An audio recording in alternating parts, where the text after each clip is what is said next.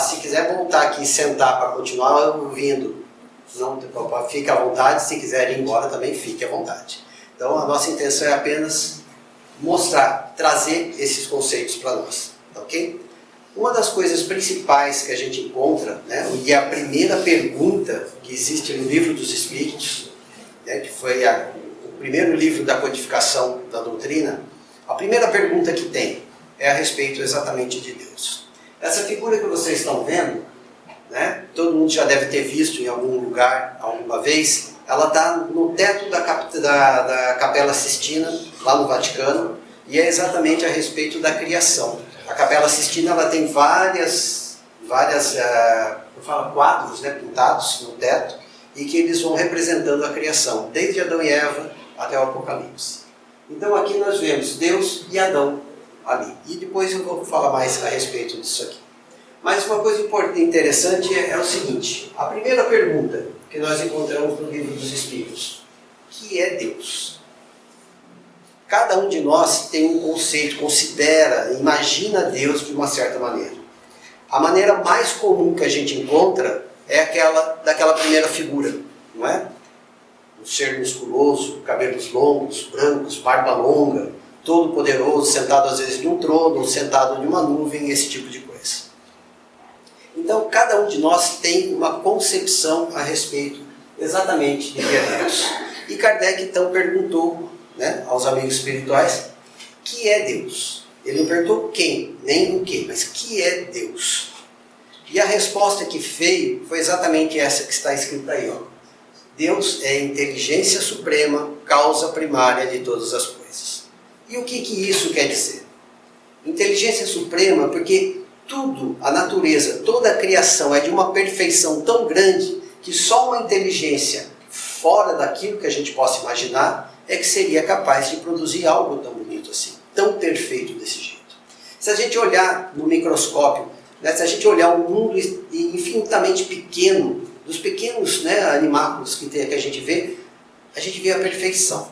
Se a gente olha para o nosso corpo, a beleza que é o nosso corpo, né, do jeito que ele funciona, o equilíbrio que existe no nosso corpo, tudo funcionando de forma harmônica, a gente percebe, não é o acaso que fez isso. Só uma inteligência muito superior é que seria capaz de fazer isso. Quando a gente olha para a criação, quando a gente olha para o cosmos e a gente vê todos esses astros girando, né, um influenciando no outro, só realmente uma inteligência muito grande para fazer isso.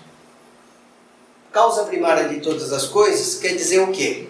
Que ele é que criou tudo. Ele criou tudo sem jamais ter sido criado. Esse é um grande nó que dá na cabeça da gente. E a gente vai ver daqui a pouquinho quando a gente vai falar dos atributos de Deus. Como é que pode? Né? Porque quando a gente começa, acredito que todo mundo já pensou, né? Como é que foi? Como é que era antes? E antes? E antes? E antes? Aí chega uma hora a gente fala, só tinha Deus. Mas de onde que ele veio? Essa é a grande pergunta. E a gente, um pouquinho mais para frente, a gente vai falar a respeito. Mas uma coisa que é muito importante a gente sempre ter na ideia, a gente ter esse conceito, Deus não é uma pessoa. Então aquela figura que a gente faz, aquele homem musculoso de barba, ou de um velhinho sentado na nuvem, é uma criação nossa para que a gente possa representá-lo. Em todas as religiões sempre tem alguém com algum motivo, né, que represente, né, essa divindade máxima. Quando você pega para ver, por exemplo, a mitologia grega, né, você tem Zeus, que não foi o primeiro. Zeus é filho, né, de deuses mais antigos. Mas Zeus, de certo momento, ele é o Senhor, né, é o Deus dos deuses. Quando você vê a parte nórdica, né, você tem Odin, pai do Thor. Quem assistiu a Marvel já conhece Odin também, ou seja, também é o Deus criador de tudo, né, ou pelo menos criador de uma certa parte. Mas o que nós temos aqui é exatamente isso. Deus criou tudo. Mas Deus não é uma personalidade como nós. Deus não é um espírito como nós. Deus é uma essência que nós não temos condição de entender ainda. Um dia nós entenderemos. É o que a gente encontra no Evangelho, quando Jesus fala que nós veremos a face de Deus em determinado momento. Ver a face de Deus não quer dizer que a gente vai estar sentado em um lugar olhando para a cara dele. né, nós vamos o quê? Compreender a sua essência. Nós vamos começar a perceber o que realmente é essa força criadora. Então Deus não é um espírito, ou nós. Deus não é uma pessoa, né? Então, o que é Deus? Nós não sabemos exatamente o que é, mas essa é uma definição que os Espíritos nos trouxeram sobre ele. E onde podemos encontrar a prova da existência de Deus? Como que a gente pode? Porque a gente fala, mas Deus não precisa existir, o acaso aconteceu tudo, né? Então, tem uma coisa que fala o seguinte, não há efeito sem causa, ou seja, tudo aquilo que é criado é efeito de uma vontade, é efeito de alguma coisa. Então tudo isso que foi criado por alguma força. Se você não quer acreditar como sendo um ser, né, mas é uma força, e essa força criou. Então tudo que é criado precisa ter uma causa que o criou. E quando você vai chegar, a gente chegou exatamente no quê? Em uma definição daquilo que nós chamamos como Deus. Não importa o nome que se der, mas é aquilo que nós chamamos como Deus, uma força criadora.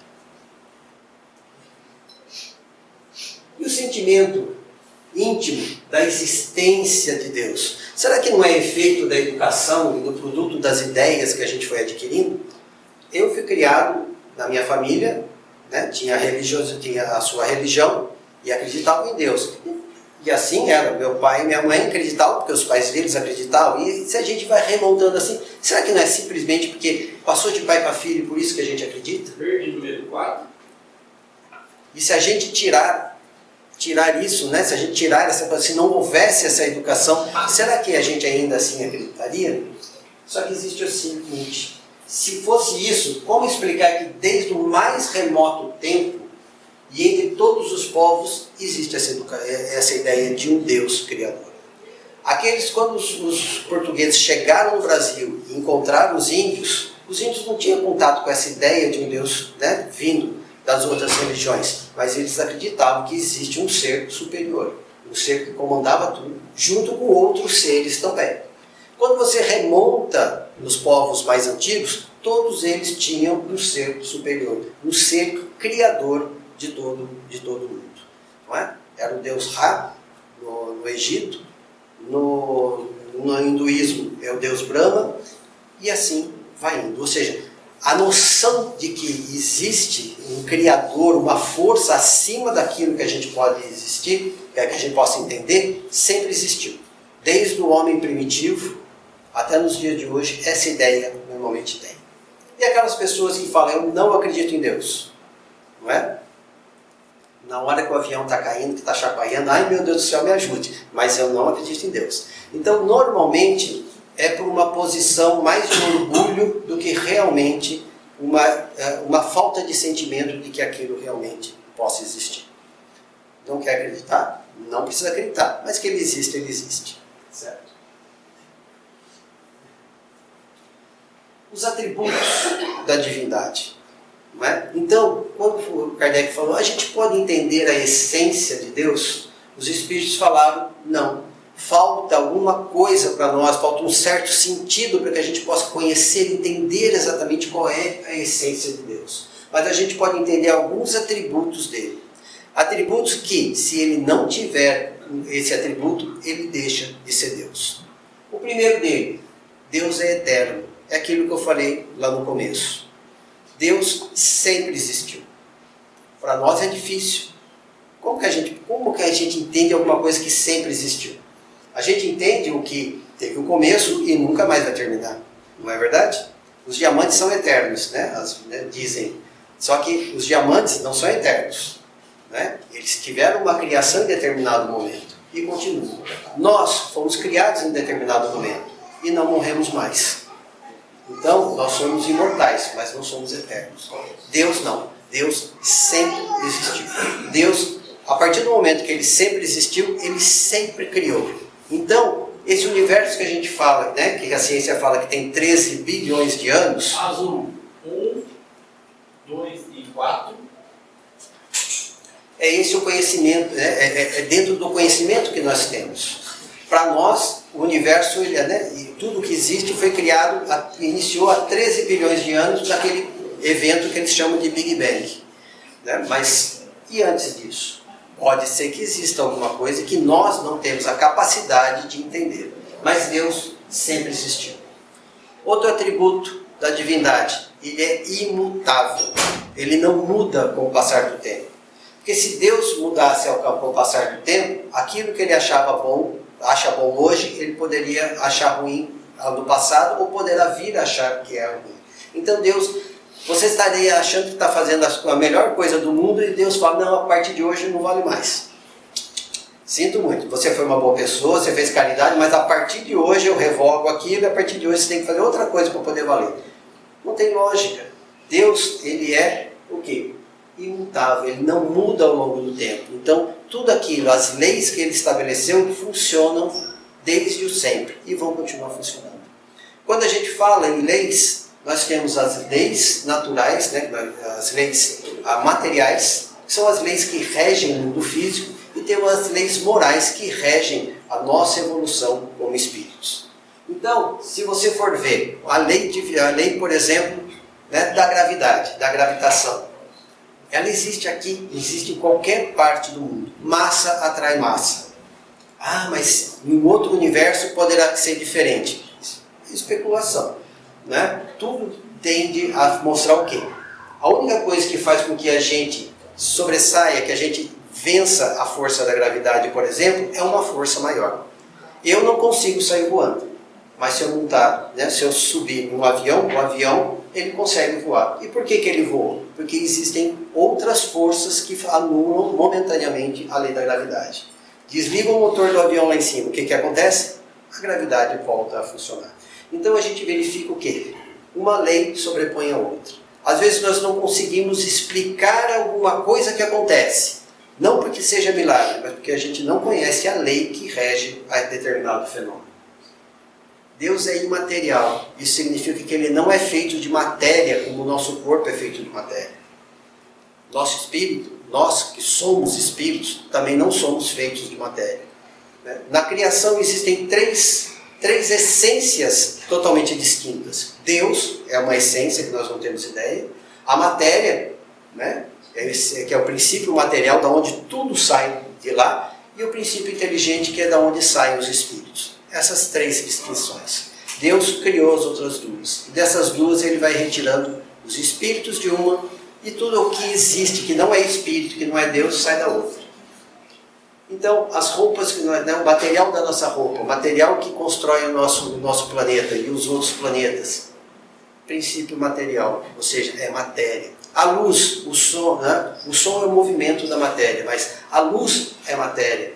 Né? O magnetismo é movimentação de matéria, ou seja, tudo que existe que não for espírito, não for Deus, é matéria. Tudo que não for Deus e nem material é espírito.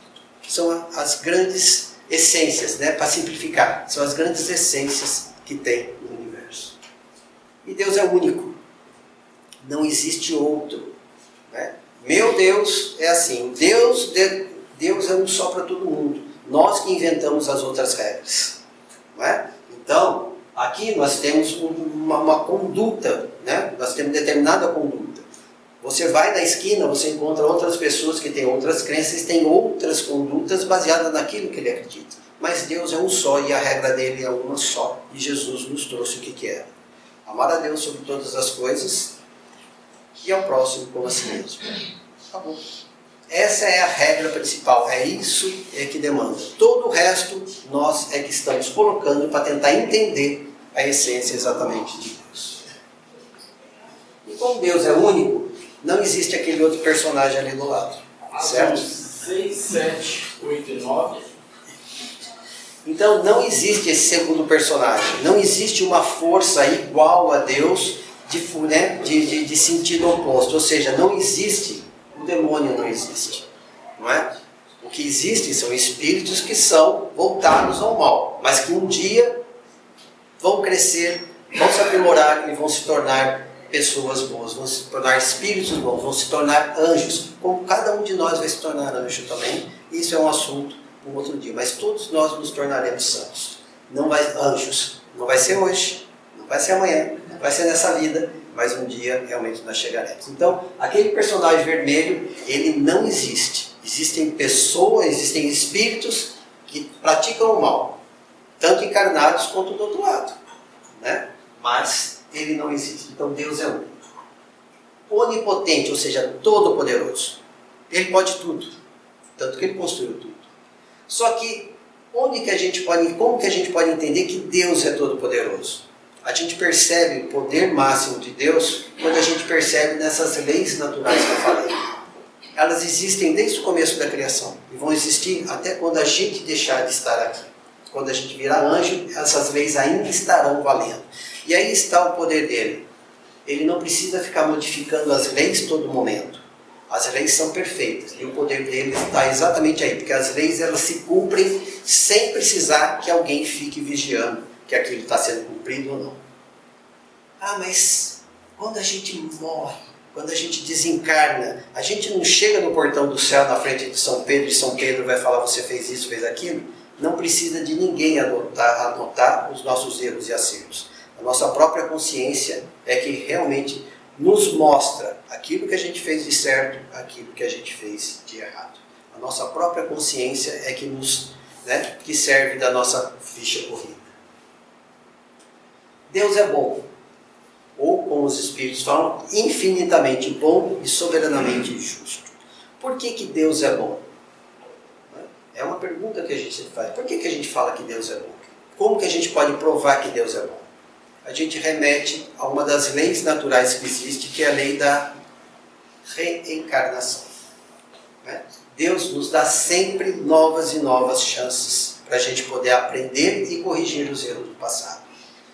Se eu tivesse uma única vida e por acaso eu errei nessa vida, eu ficaria eternamente sofrendo pelos erros que eu cometi, sem a possibilidade de corrigi-los. No entanto, Deus sempre nos dá essa chance de voltar em um outro corpo. O espírito volta em um corpo diferente, numa vida diferente, sem lembrar do passado, mas com a intuição daquilo que ele deve fazer.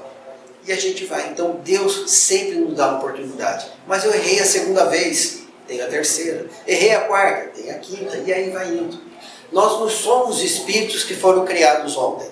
Nós não fomos criados quando a gente nasceu e viemos à luz nessa vida. Nós somos criados há muito tempo. Nós estamos na luta, né? Nós estamos na estrada há muito tempo. Somos espíritos muito antigos. Muito antigos. E viemos ao longo do tempo encarnando, reencarnando, encarnando, reencarnando, errando, aprendendo, acertando, corrigindo, e é isso exatamente o que a gente faz hoje em dia. Aí está a prova da bondade de Deus. Só que Deus não é apenas bom, Deus também é justo.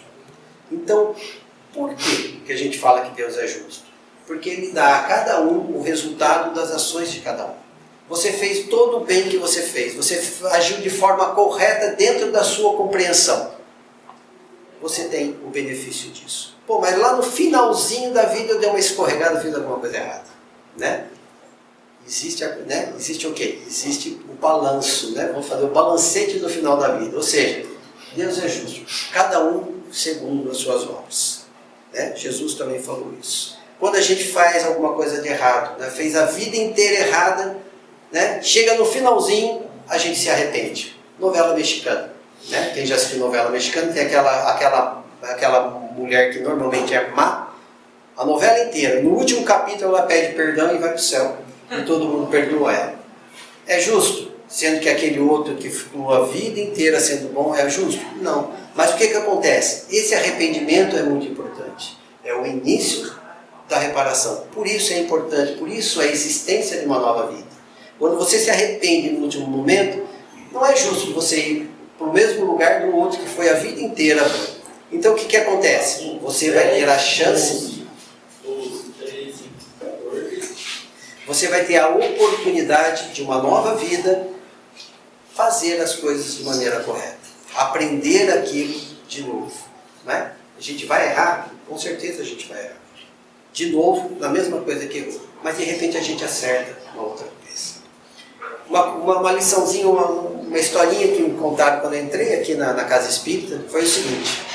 A gente tem que pensar nas encarnações da seguinte maneira: é como se você chegasse na escola e o professor chegasse para você e falasse: hoje você inicia a sua jornada e hoje você vai aprender a não matar e a não roubar. Chega no final do dia, o professor chega para você e fala: muito bem, você aprendeu nessa aula, no dia de hoje, você aprendeu a não matar, mas você ainda não aprendeu a não roubar. Volta amanhã. No dia seguinte: hoje você vai aprender a não roubar e a respeitar o outro. Passa um dia, chega no dia, ele falou: muito bem, você aprendeu, né, a não roubar, mas você ainda não aprendeu a não respeitar o outro. Volta no dia seguinte. E é isso que a gente vê. Em cada encarnação nossa, a gente aprende alguma coisa. Não pensem que a gente chega e consegue aprender tudo de uma única coisa, de uma única vez. Se a gente se esforçar, a gente consegue aprender muita coisa. Mas aí depois a gente vem para mostrar que a gente realmente aprendeu. São as provas. Como a gente tem prova na escola, a gente tem algumas provas. E as provas que nós passamos aqui são situações em que nós vamos ter que colocar em prática exatamente aquilo que a gente falou que aprendeu. Eu aprendi a não matar. Mas fico muito bravo, muita raiva de alguém e tenho a oportunidade de tirar a vida dessa pessoa. E eu resisto e não tiro a vida dessa pessoa. Ou, eu aprendi a não roubar, mas eu tenho, sob o meu domínio, uma riqueza muito grande dos outros. Ou seja, eu consigo mexer no dinheiro dos outros, na riqueza dos outros. Se eu tirar um pouquinho, ninguém vai perceber. Mas eu resisto a isso e não tiro, não roubo, né? Mesmo que ninguém vai perceber. Eu aprendi aquela lição. Se eu tirar uma parte, mesmo que pequena, eu ainda não aprendi a lição. Vou voltar de novo numa outra situação. Então, gente, bondade a gente vê na lei da reencarnação. E a justiça exatamente na lei de causa e efeito. A cada um segundo as suas obras. Aqui nós vamos ver a evolução de Deus ao longo do tempo. Isso no pensamento humano, como a gente encara realmente Deus. Né? Deus é um só, ele não muda, ele é sempre constante. Mas ao longo da história do homem, nós fomos vendo Deus cada vez de uma maneira diferente. No Velho Testamento, Deus era o Deus da guerra, Deus dos exércitos. Era o Deus que pune, é o Deus exatamente que leva para você, não importa, vamos ter que exterminar o outro povo para que o nosso povo possa sobressair. Passou um tempo, veio o Novo Testamento com Jesus, trazendo exatamente o quê? O ensinamento de que Deus se assemelha muito mais a um pai do que realmente a um senhor da guerra. É aquele que sempre está disposto a nos acolher, a nos auxiliar e nos levar adiante. Na Idade Média existiu o Deus punitivo. Você errou, você vai para o inferno, você vai ser castigado. Não é? E hoje em dia a gente aprende, Deus não castiga ninguém. Mas Ele dá a cada um de nós segundo as nossas obras. Aquilo que nós fizemos teremos que consertar, reparar ou, se preferirem, compensar. Se eu tirei uma vida, terei que trabalhar de modo a repor uma vida. Né? Então eu vou ter que ter filhos? Não necessariamente. De repente você ajudar na filha você, de acordo com o seu trabalho, sustentar alguém que dependa de você, além de ser a sua família direta. É você cuidar de outras crianças, é você ajudar aquelas mulheres que vão dar à luz. Você está compensando, você tirou uma vida, você está auxiliando alguém a manter, a sustentar uma outra vida. E hoje em dia... 15, 16, 17, 18 e 19. E hoje em dia, nós temos aí, né, esse outro que é o Deus customizado, ou seja, é o Deus de acordo com o gosto de cada um. Mas é do quê? É porque cada um encontra, né, Deus de uma certa maneira. Enxerga Deus de uma maneira, entende Deus de uma certa maneira.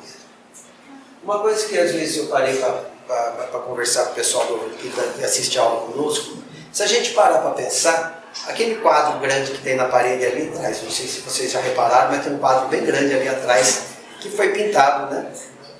O artista pintou.